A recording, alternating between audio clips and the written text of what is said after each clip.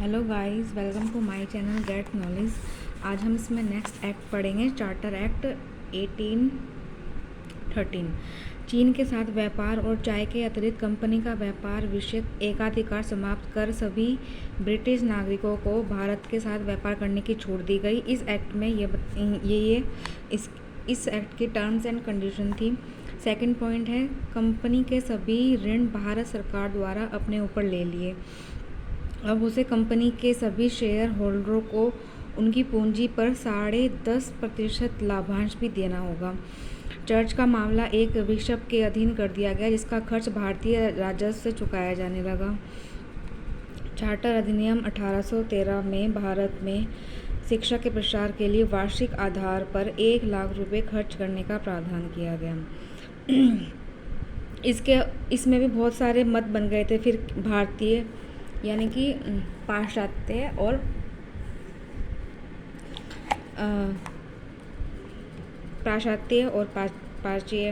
प्राच्य ये दोनों मत बन गए थे कि जो 1 लाख रुपए की जितना धनराशि है वो भारतीय साहित्य पर खर्च किए जाएंगे या फिर अंग्रेजी साहित्य पर। इस प्रावधान को मूर्त रूप देने के लिए 1823 में जनरल कमेटी ऑफ पब्लिक का गठन किया गया, जिसकी जिम्मेदारी शिक्षा के प्रसार के लिए वार्षिक आधार पर 1 लाख रुपए उपलब्ध कराना था। ये जो 1813 का चार्टर एक्ट है, उसके बाद इसमें आया था 1833। हाँ, 1833 का चार्टर एक्ट आया था।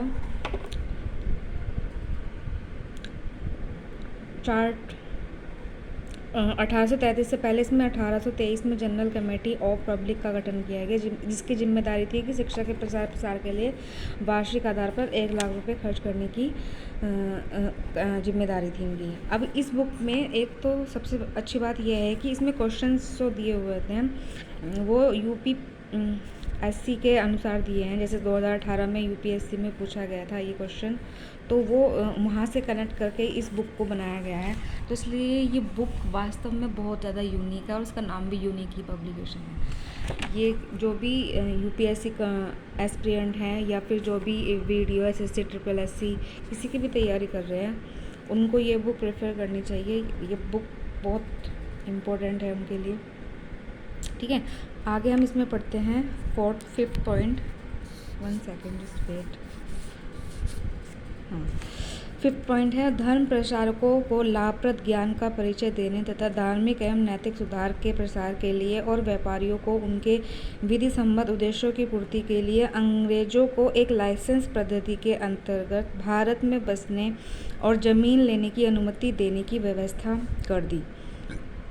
इस एक्ट में ये भी था कि अंग्रेज़ों को एक लाइसेंस मिल गया था कि भारत की किसी भी भूमि पर वो जाके रह सकते हैं, बस सकते हैं और ज़मीन लेने की उनको अनुमति मिल गई थी। इस प्रकार से 1813 के चार्टर कानून द्वारा कंपनी को अगले 20 वर्षों के लिए सरकार चलाने का भी अधिकार दे दिया गया था, लेकिन इसके साथ ही कंपनी के अधीन भारतीय क्षेत्रों पर ब्रिटिश सम्राट की संप्रभुता पर भी बल दिया गया था। यानी कि अब ये 1813 का जो चार्टर एक्ट था ये आगे 20 साल तक चलता रहेगा और इसके जो नियम कानून बनाए गए हैं वो उसी तरह 20 साल तक चलते रहेंगे। और ब्रिटिश को क्या करा है, ब्रिटिश को ही इसका ओनर बना दिया गया एक तरीके से। उसके बाद आया था चार्टर एक्ट 1833। चीन के साथ व्यापार और चाय व्यापार विषयक कंपनी का एकाधिकार भी समाप्त कर दिया गया था। भारत में वैधानिक कार्यों के लिए गवर्नर जनरल की परिषद में 1/4 सदस्य विधि सदस्य जोड़ दिया गया, जिससे सामान्य तौर पर केंद्रीय सरकार के विधायी तथा कार्यपालिकीय क्रियाकलापों के पृथक्करण की बुनियाद पड़ी। बंगाल के governor general of fort William act Calcutta को संपूर्ण भारत का गवर्नर जनरल बना दिया गया। ये तो सब जानते ही हैं हिस्ट्री। इस अधिनियम के अधिनियम ने विधान निर्मात्री शक्ति पूर्णतः सपरिषद गवर्नर जनरल को सौंप दी और प्रेसिडेंसियों की सरकार को उनके विधान निर्माण विषयक कार्यों से वंचित कर दिया।